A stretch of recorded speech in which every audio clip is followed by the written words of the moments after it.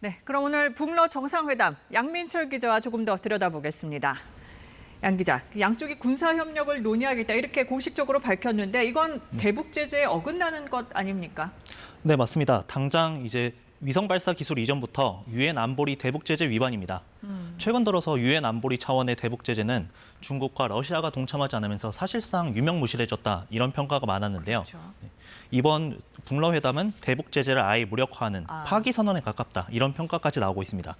이렇게 되면 북한이 더 강한 도발을 하더라도 안보리 차원의 제재는 기대할 수 없다는 게 이제 기정사실화되는 겁니다. 네.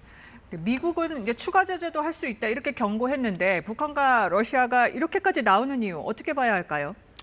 일단 양국은 이미 국제사회의 촘촘한 고강도 제재를 이미 많이 받고 있는데요. 여기서 제재를 추가한다고 해도 이제 타격을 더 받을 일이 이제 별로 없다는 거죠. 네. 그래서 때문에 이제 양국이 손을 잡고 미국 중심의 제재에 반기를 들어보겠다 이런 선언적인 의도도 있는 것으로 해석되고 있습니다.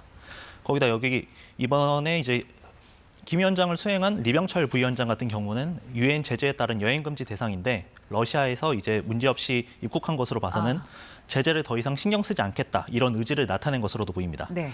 또 미국에 함께 대항하면서 중국을 끌어들이려는 포석 이런 의도도 있다고 읽히고 있습니다. 네. 그러니까 러시아가 이제 북한 쪽에 관심을 기울이는 건 아무래도 우크라이나 전쟁 때문일 텐데 실제로 전쟁에는 어떤 영향이 있을까요?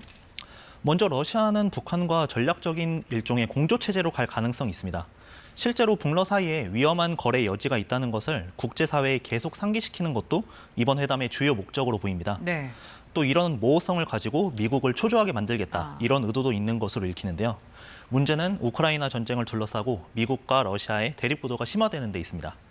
대립구도가 서로를 자극해서 전쟁이 더 장기화될 수 있다 이런 우려도 나오고 있는 상황입니다. 뭐 한반도와 주변 나라들 정세에도 영향이 있겠죠?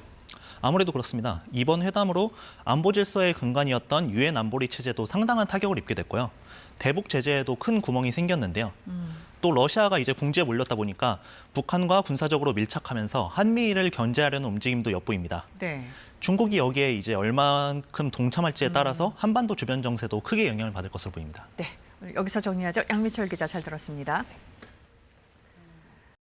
안녕하세요. 이소정입니다. 대한민국에서 가장 정확하고 빠른 뉴스는 KBS 뉴스 채널을 구독하면 만날 수 있습니다. 뉴스 제보는 언제 어디서든 카카오톡이나 KBS 앱으로 간단히 할 수 있습니다. 시청자와 함께 KBS 뉴스를 만들어갑니다. 감사합니다.